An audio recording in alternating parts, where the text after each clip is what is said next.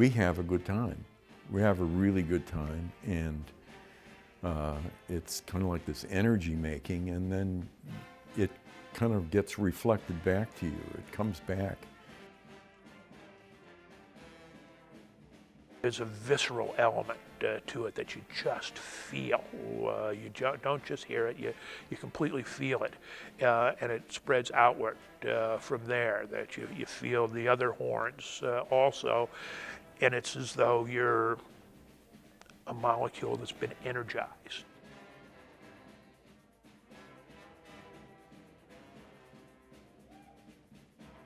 It's a street marching band. A street brass marching band. It has more or less vaguely leftist ties, but we just have a lot of fun. Is a lift, yeah, in the spirit, in a most special way. Yeah, I'm so glad to have gotten involved with Expandable Brass Band. Always something I always wanted to do. I always wanted to play with other musicians. I always wanted to play in front of people. When I first saw Expandable Brass Band, they were having, it was at a thing in downtown Northampton where they had high school kids playing with the band. I'm watching them play with these kids and I'm saying, wow, I could do that, I think. So I went and saw them the following week at a Taste of Amherst and talked to them, and they said, sure, come on down. And I've been going to rehearsals ever since. That was last, I think, June. It's just fun to play the music together. And then when you add the dimension of people coming to hear you, and you know, you can see when you start to play, people come alive and start clapping and singing. It's awesome. It'd be hard to put into words, but I love it. I love playing with a band. Because it's great fun. And you know, it's like, why would somebody own a jet car? You know, it's just some screw is loose somewhere. And the band, you know, they welcome you. Once you start going, they welcome you like you've been there forever. Nice people. I used to play golf, and that got boring. I have a Harley, and you know, last year I think I maybe put 400 miles on it all summer, because the rest of the time I had started to was trying to learn the band music and showing up for some of their gigs.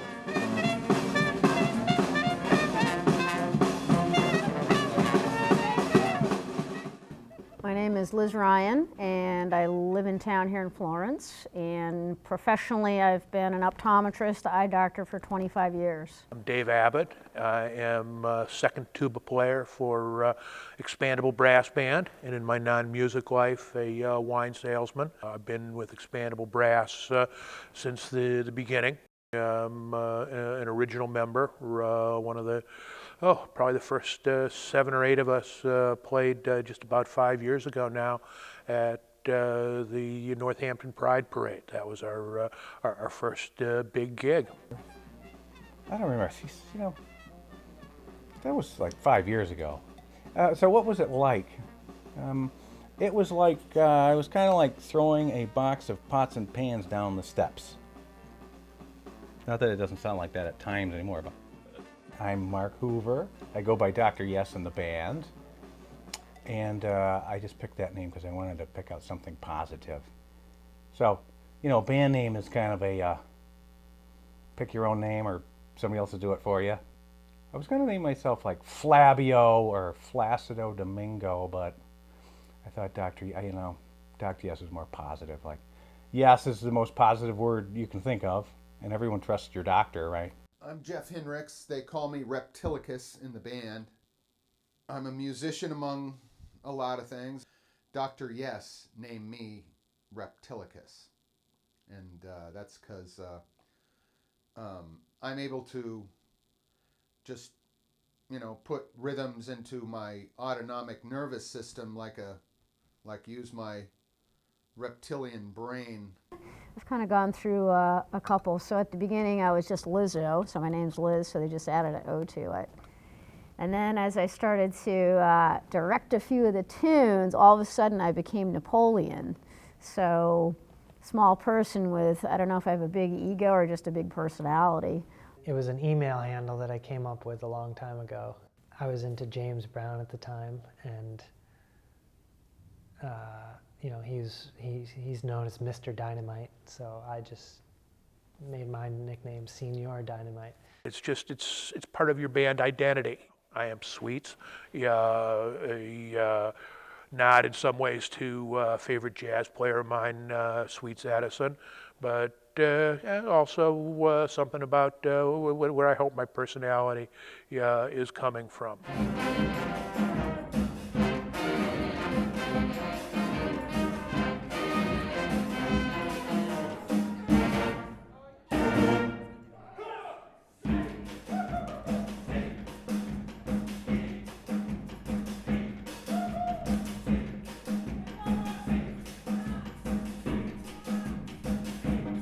The reason we called it Expandable was because we wanted it to be open. We wanted anybody to be able to join pretty much, unless they were really messing everybody else up, you know.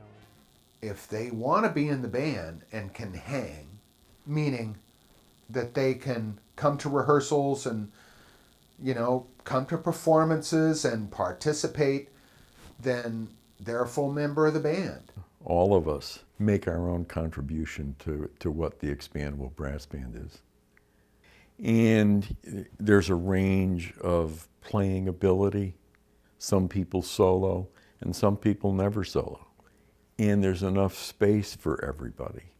We're up around, I think there are 26 names on our spreadsheet list. You sometimes look at the personnel who's going to show up, and there's potentially like 21 people who could show up. Sometimes for a gig it may be 7 people, 5 people, and you never know. It's an interesting band, an interesting group in a lot of ways, because we try to proceed completely on consensus. That it's a leaderless group. We don't have a leader or a musical director in any direct sort of way. Our form of government is anarchy. Anarchistic socialism democracy. Which can be good and bad. It's good because everybody has a say, and it's bad because everybody has a say. Me at this point, with having 4 other bands, I'm kind of distracted a little bit, so I'm just happy to come and play. I just want to play. I'm not too interested in the talk in the group. It becomes a consensus after a while. If enough people get to have their say and we kind of lean in that direction, then that's the way the piece is going to go that day. Sometimes it's good to have a dictator who can lead the songs, pick through the set list and that. And we've kind of come up with a good system for running gigs. But sometimes and we've learned that when no one's in charge, it can be chaotic, and the quality of the music suffers. Dr. Yes, our principal tuba player, who I think about it as close as we have to a music director, somebody who can put together an arrangement, who can lead us through things, who gives us enormous energy and helps us with the clarity. The music is so different from everything else that I play. We sort of span a whole different genre. I don't think there's any other band anywhere that would have this set list. You know, you have African, you got Motown, you have Balkan music, New Orleans funk, there's Dixieland, there's like Tin Pan Alley stuff like Four Leaf Clover, Hip Hug Her by Booker T and the MGs, I Want Candy. It goes on and on. It's terrific. Each October there's a festival in Somerville area in Boston that is for activist street bands. And so the Honk Festival, we kind of look forward, everybody looks forward to that each year. There are bands from all over the world. No matter where you're from, you may not be able to talk to the person standing next to you, but you know you can communicate through the music. The opening day, they have what they call Honk in the community. So the bands get assigned to different community locations to work with. Like our assignment was the Boys and Girls Club of Charlestown. So we were over there. We started a little parade with the kids marched around the building a couple of times and had a blast, and the kids just loved it. Honk has a definite political angle to it. The bands being an aspect of political movements and being political in and of themselves and supporting political causes. May 3rd, we're in the Pride Parade in Northampton.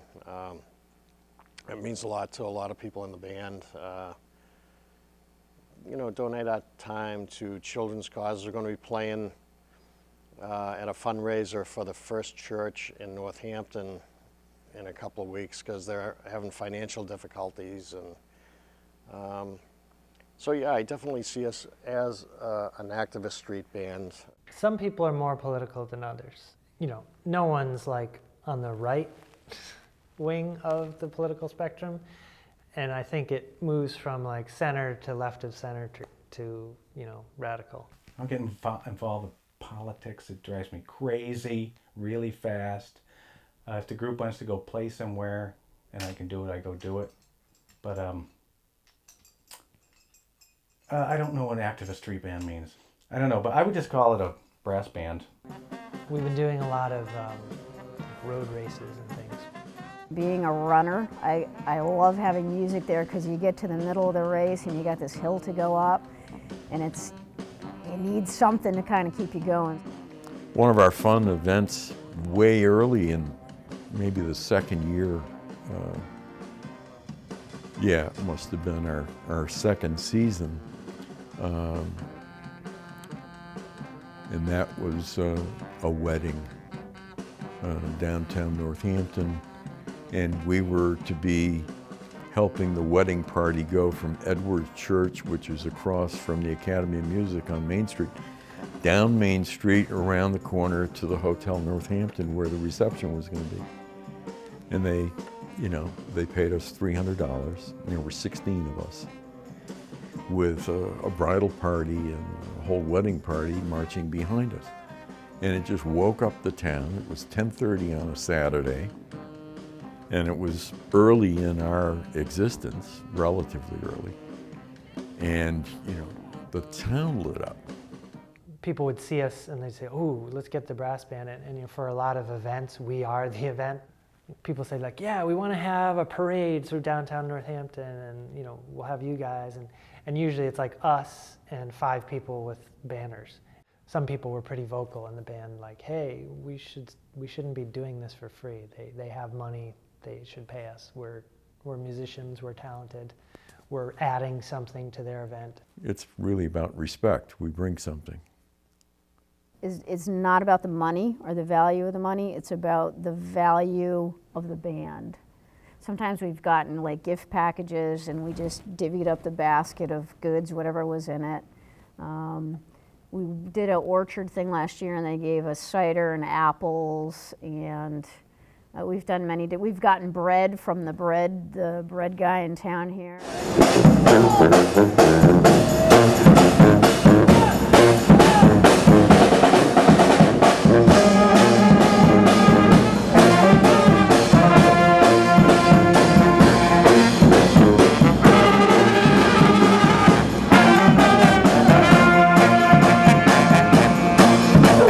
I was doing a jazz gig with this guy Fred Hooven, and Fred said, "Listen," this is a few years ago, "listen, we're starting this street brass band, I've got this friend, Edie Sadrieli, who's a student at Hampshire College. She's from Israel, and they went to Honk and just got their minds blown." I had stumbled on the Honk Festival in the fall of 2009 and had been really inspired. I emailed all the people I knew in this area. I put up a bunch of notices around town. I think some people may have seen them, and we announced a first rehearsal. First rehearsal was at 8 o'clock in the morning, first one I went to, out at River Valley Market, that we were going to play right behind the shopping cart drill team for the Pride Parade. Once we were playing out, and doing events like the Pride March, it was contagious. I mean, we felt really, really good. Fun bunch of people, raucous, some excellent musicians in there. And some people really kind of, become forceful personalities in the band and kind of change the dynamic of the band. Joan is a great example. To do it or something like that, because it completely drowned him out. She blows me away how she plays that horn. But she had a stroke several years ago, and I guess forgot pretty much everything. The horn, the music brought her back to the level she's at today, and it just amazes me. Zippy, he's a very precocious, young trombone player, and he just plays. He came to us as a 16-year-old, but a serious trombone prodigy. Just amazing, and it's made us all feel like uncles and aunts. I am the youngest member of this band. My alter ego in this band is Gato. We're best friends. We do everything, and it shows you that music can bring anyone together, and it doesn't matter the age. My mom is known as Maz, or Mother of Zippy, and she is the resident band mom. She makes sure that we're all staying in line, and we're not causing too much of a ruckus. And she really boosts morale in the band. She's like our own little cheerleader. She's amazing, and to have a band like this and have a band mom is like a dream. She helps us out at gigs, and just the fact that you supported Brandon Zippy in playing with us has been fantastic.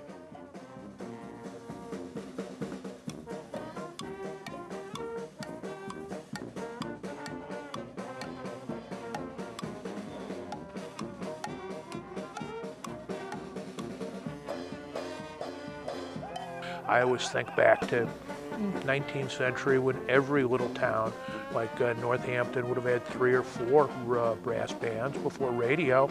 This was the way Americans entertained each other. And I feel like I'm part of a great long tradition and bringing it back to the fore a little bit.